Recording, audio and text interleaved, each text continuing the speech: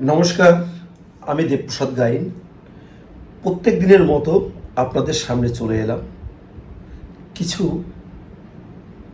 কথা তুলে ধরার জন্যে। তো আজকে আমরা বিশেষ বিশেষ আলোচনায় আসার আগে একটি হৃদয় বিদারক ঘটনা দেখতে পেলাম। হৃদয়পুরে এক বাড়িতে আমি যাই, ভদ্রলোক আমাকে ফোন করে ডাকলেন যে বাবা, আজকে যদি তোমার সুযোগ থাকে আমার বাড়িতে একটু এসো। তো আমি তার বাড়িতে যথাবিহিত গেলাম। যাওয়ার পরে প্রথমে সে আমাকে বুকে জড়ে ধরে তার সার্টিফিকেটটি দেখাচ্ছে যে আজকে বাবা তোমার কথা শুনে আমি এই সিএতে হৃদয়পুরে বিজয়বাবুর কাছে আবেদন করে আমি সার্টিফিকেটটি পেয়ে গেছি। তোমার এই অবদান কোনোদিন ভুলবো না। আমি বললাম, কাকা, এটা আমার অবদান নয়, ভারত সরকারের অবদান। মহা অনুভবতার সরকার, মহামানবতার সরকার, প্রধানমন্ত্রী নরেন্দ্র মোদীজি এবং অমিত শাহজির দয়ায় আজকে আপনি আপনার নাগরিকত্বর স্বাদ অর্জন করলেন।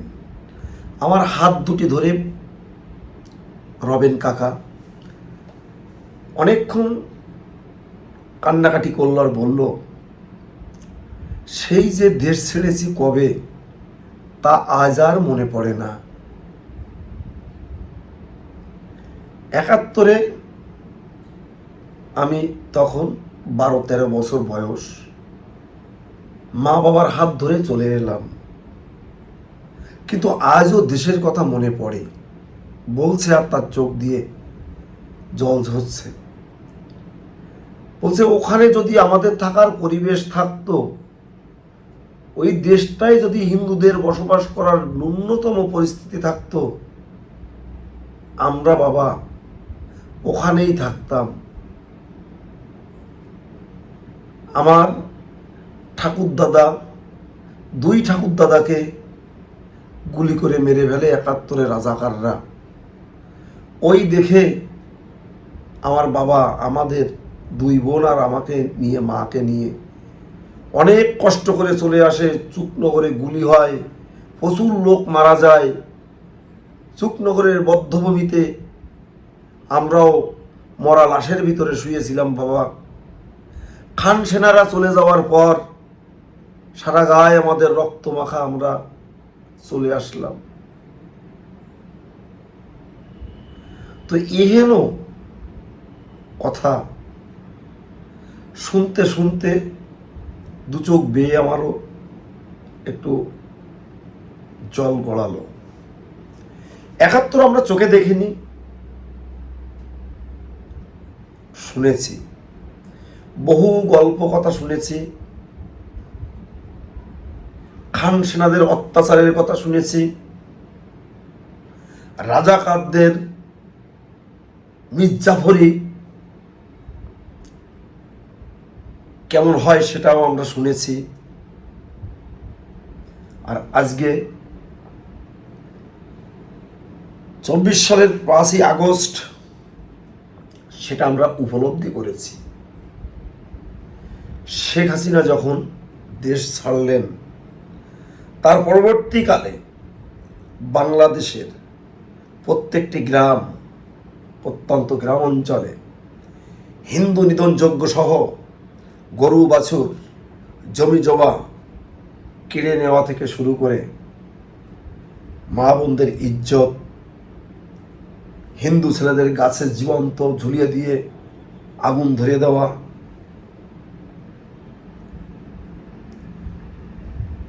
সাধু চিন্ময় গোস্বামীকে নির্বিচারে আটকে রেখে হিন্দুদের একটা মেসেজ দেওয়া যে তোমরা যদি মাথা উঁচু করতে চাও, তোমরা যদি হিন্দুত্বর কথা বলতে চাও, তোমাদের আস্থা কুড়ে ফেলে রাখা হবে জেলের ভিতরে।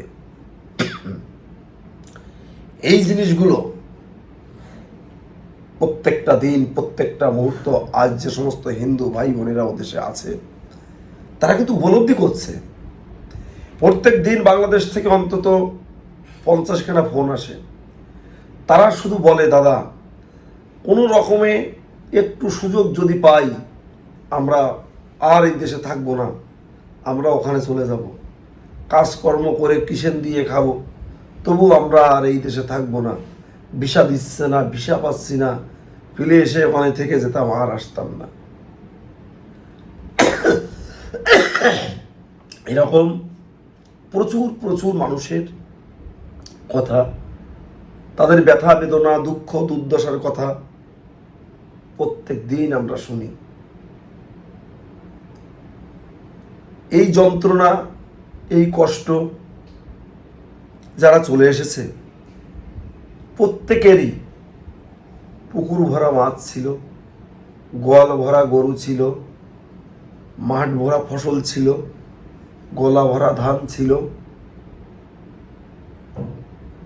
ছিল তাদের চোখে সুন্দর সোনালি সকালের স্বপ্ন।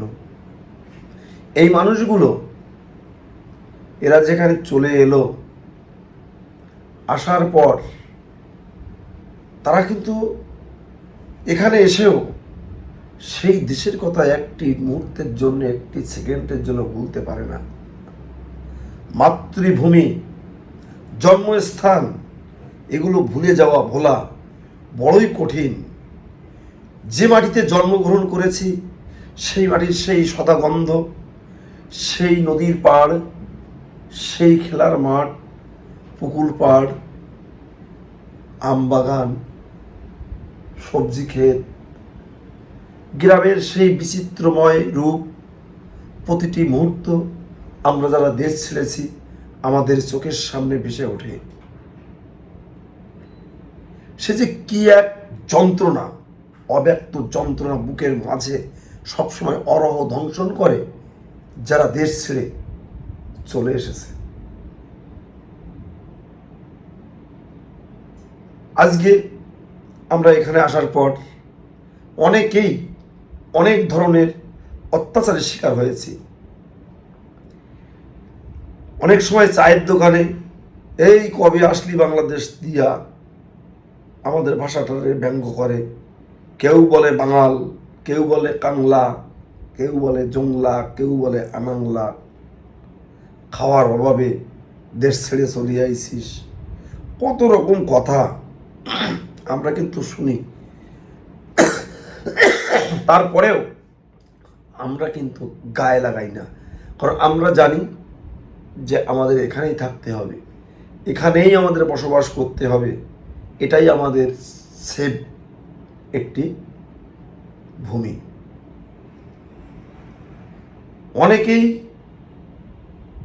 ওখান থেকে আসায় তাদের শেষ সহায় সম্বলটুকু, জমিটুকু বিক্রি করতে পারেনি। পাশের বাড়ির হয়তো কোনো মল্লা জোর জমুক করে নিয়েছে জমিটুকু, জাল দলিল করে ঘাড় ধাক্কা দিয়ে বের করে দিয়েছে। কারো গবাদি পশু, গরু, ছাগল, ভেড়া, হাঁস ধরে নিয়ে গেছে। আজকে এখানে আমরা টোপরা শ্যাওলার মতো আমরা এই দেশে এসে ভেসে বেড়াচ্ছি। কেউ রেল লাইনের পাশে ছোট্ট কুড়ে ঘর করে আছে, কেউ কোনো বস্তিতে আছে, কেউ রাস্তার পাশে সরকারি খাস জায়গায় কোনো নালার পাশে ঘর বেঁধে আছে। অনেকে আছেন একটু জায়গা জমি বিক্রি টিক্রি করে 2-4 পয়সা এনে একটু জায়গা জমি কিনে এখানে আছেন। এখন যখন এই এসআইআর এর নাম কাটা গেল, তখন এই সমস্ত মানুষের মাঝে একটি আতঙ্ক বিরাজ শুরু করলো। আমরা তখন ভারত সরকারের জারি করা লাগু হলো যে আইন সিএএ, সেটা নিয়ে আমরা প্রত্যেক দিন প্রতি মুহূর্ত আমরা মানুষকে সচেতন করতে লাগলাম। আপনারা যদি 2014 সালের 31শে ডিসেম্বরের পরে এসে থাকেন, আপনারা সিএএতে আবেদন করুন, তাহলে আপনারা নাগরিকত্ব পাবেন, নাগরিকত্ব স্বাদ অর্জন করবেন, এদেশে আপনারা থাকতে পারবেন। সেই দিন থেকে আজ পর্যন্ত এই উদ্বাস্ত মানুষ যারা চলে এসেছে পাকিস্তান, আফগানিস্তান, বাংলাদেশ থেকে, হিন্দু, বৌদ্ধ, খ্রিস্টান, শিখ, জৈন, ফার্সি, এই ছয় সম্প্রদায়ের মানুষ, তাদের জন্য প্রত্যেকটা দিন, প্রত্যেকটা মুহূর্ত, প্রত্যেকটা সময় কথা বলে চলেছি। অনেকের কাছে অনেক গালাগালি শুনছি, অনেকে অনেক আজে বাজে কমেন্টস করছে, অনেকে আমি এই কথাগুলো বলি সে কারণে এক এক দলের রাজনৈতিক ট্যাগ আমার গায়ে দিয়ে দিচ্ছে। দেখুন, আমি আমার মানুষের জন্য কথা বলার জন্যে যদি কেউ আমাকে তৃণমূল বানিয়ে দেন, যদি কেউ আমাকে সিপিএম বানিয়ে দেন, যদি কেউ আমাকে বিজেপি করে দেন, কেউ আমাকে বিএসপি করে দেন, তাতে আমার কিছু যায় আসে না। আমার দল মানবতার দল, আমার ধর্ম মানবতার ধর্ম। হ্যাঁ, অনেকে বলতে পারেন আপনার মানবতার ধর্মে কি লেখা আছে যে এই ছয় সম্প্রদায়ের লোক বাদে অন্য কোনো সম্প্রদায়ের এখানে রাখা যাবে না, তাদেরকে ঘাড় ধাক্কা দিয়ে বাংলাদেশে পাঠিয়ে দিতে হবে? সেই সমস্ত সেকুলার মানুষদের জন্য বলবো, আপনারা বড়ই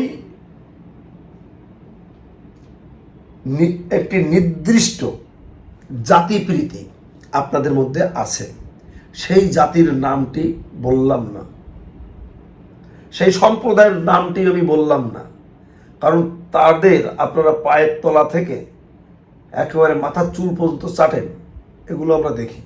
কিন্তু তারা যখন বাংলাদেশে একের পর এক আমাদের এই সনাতনী উদ্বাস্তু এই মতুয়া সম্প্রদায়ের মানুষদের নির্মমভাবে অত্যাচার করে, তাদের মা বোনদের ইজ্জত লোটে, বাবার সামনে মেয়েকে ধর্ষণ করে, স্বামীর সামনে তার ওয়াইফকে ধর্ষণ করে বেঁধে রেখে, মা মেয়েকে একই জায়গায় বেঁধে রেখে ধর্ষণ করে, তখন আপনাদের এই সেকুলারিজম কোথায় থাকে? তখন আপনাদের বিবেক চিৎকার করে না? 5 তারিখের পরে আপনারা যখন দেখলেন বাংলাদেশের প্রত্যেকটি অঞ্চল, প্রত্যেকটি হিন্দু অধ্যুষিত এলাকা একের পর এক মা বোন ধর্ষিত হচ্ছে, নির্যাতিত হচ্ছে, আগুন ধরিয়ে দিচ্ছে, গবাদি পশু নিয়ে যাচ্ছে, ঘরবাড়ি দখল করছে, আপনাদের কর্মকাণ্ড আমরা দেখেছি। যে আপনারা কি বলে মিছিল করেন আর কয়েক সেকেন্ডের জন্য করেন আর কি করেছেন আমরা জানি। আপনারা যাদের চাটছেন তাদের চেটে আপনাদের সেকুলারিজম আপনারা বিরাজ করুন। যাই হোক, ওদের কথা না বললেই ভালো, যত না বলা বলে পারা যায়। আমি আমার উদ্বাস্তু সমাজের মানুষদের বলবো, বিগত 3 বছর প্রত্যেকটা দিন আমি এই যে আপনাদের জন্যে কথা বলি, বলতে বলতে দেখুন আমার সুর অর্থাৎ আমার গলার ভয়েস অন্যরকম হয়ে গেছে।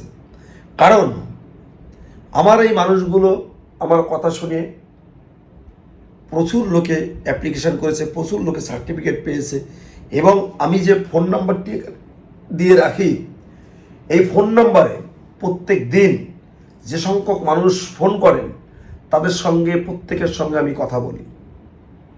কথা বলে আমার সামান্য বুদ্ধিতে বিবেকে যতটুকু আসে ঠিক ততটুকুই আমি আপনাদের সামনে তুলে ধরি। আর তাতে আপনারা যতটুকু উপকৃত হন, উপকার পান, তার জন্য আপনারা যে ধন্যবাদ জ্ঞাপন করুন বা করেন, এটা কিন্তু আমার প্রাপ্য নয়, এই ভারত সরকারের প্রাপ্য। কারণ ভারত সরকার আপনাদের থাকার জন্যে এই সিএ অ্যাক্টে চালু করেছে। তো আমি হাত জোড় করে আমি বলবো, এখনও আমার মা বোন, আমার ভাই, কাকা, জ্যাঠা যারা আছেন, আপনারা আর কাল বিলম্ব করবেন না। অনেকেই ভাবেন আমার ভোটার তালিকায় নাম আছে তাহলে আমার সিএ করতে হবে না, আমি 26 সালে ভোট দিলাম তাতে আমার সিএ করতে হবে না, এই রকম নয়। সিএতে আপনি আবেদন করবেন, আপনি নাগরিকত্বটা নেবেন, এটাই আপনার জীবনের একটা বড় পাওয়া, প্রাপ্য। সিএ করতে গেলে আপনার কি লাগে? Aadhaar card, voter card, ration card, PAN card, ব্যাংকের বই, জমির দলিল, যে কোনো একটা হলে আপনি সিএতে আবেদন করতে পারবেন। 4টে কোর্ট অ্যাফিডেভিট, একটি ধর্মীয় সার্টিফিকেট বাংলাদেশ থেকে, হয় আপনার নিজের, তাহলে আপনার নিজের বাবা বা আপনার মা, মায়ের বাবা বা আপনার ঠাকুরদাদা, তাদের হয় ভোটার কার্ড, জন্মের কার্ড, বা তাদের স্কুলের সার্টিফিকেট, বা তাদের জমির দলিল, পর্চা ইত্যাদি ইত্যাদি ডকুমেন্টস দিয়ে আপনারা কিন্তু সিএতে আবেদন করতে পারেন। যদি আপনারা আমার এই প্রতিবেদন শুনে থাকেন, তাহলে আমার ফোন নাম্বার দেওয়া থাকবে। যদি আপনাদের আশেপাশে কোনো ক্যাম্প না পান, অবশ্যই আমাকে ফোন করবেন। নির্ভুলভাবে আমি আপনাদের আবেদন করার গ্যারান্টি দিয়ে দেব যে ওখানে যান, সেখানে গেলে আপনারা আবেদন করলে আপনাদের নির্দিষ্টভাবে সার্টিফিকেট পাবেন। আপনি পশ্চিমবঙ্গের যে কোনো জেলায় থাকেন না কেন, আমাকে ফোন করবেন, আমি আপনার জেলার যে কোনো একটি ক্যাম্পের যোগাযোগ দিয়ে দিতে পারবো। তাছাড়া পশ্চিমবঙ্গ বাদে ভারতবর্ষের যে কোনো রাজ্য থেকে আমাকে ফোন করবেন, আমি আপনাদের সিএ করার জন্য সার্বিক সহযোগিতা করব এবং আবেদন করার সমস্ত রকম কাজ আমি আপনাদের করে দিতে পারবো। তো যাই হোক, আমার এই প্রতিবেদন প্রত্যেক দিন যে সমস্ত মানুষ শহর, বন্দর, গ্রামগঞ্জ থেকে শোনেন, প্রত্যেকে বলবো আমার এই চ্যানেলের বক্তব্যটা শেয়ার করে দেশ ও দেশের বাইরের লোককে দেখার সুযোগ করে দেবেন, যাতে তারা একটু উপকৃত হয়। আর যারা নতুন দেখছো তাদেরকে বলবো তোমরা চ্যানেলকে একটু সাবস্ক্রাইব করে দিও। তাহলে আমার প্রত্যেক দিনের এই সিএ সম্পর্কে এবং রাজ্যের বিভিন্ন রাজনীতি নিয়ে আলোচনা বিশ্লেষণ হবে আগামী দিনে, তোমরা অবশ্যই দেখতে পারবে, জানতে পারবে। তো সবাই ভালো থেকো, সুস্থ থেকো, এই কামনায় সবাইকে আমি আমার আন্তরিক শুভেচ্ছা, ভালোবাসা, অভিনন্দন জানিয়ে আজকের মতো আমার বক্তব্য শেষ করব। তার আগে আমার বয়োজ্যেষ্ঠদের চরণে রইল আমার প্রণাম।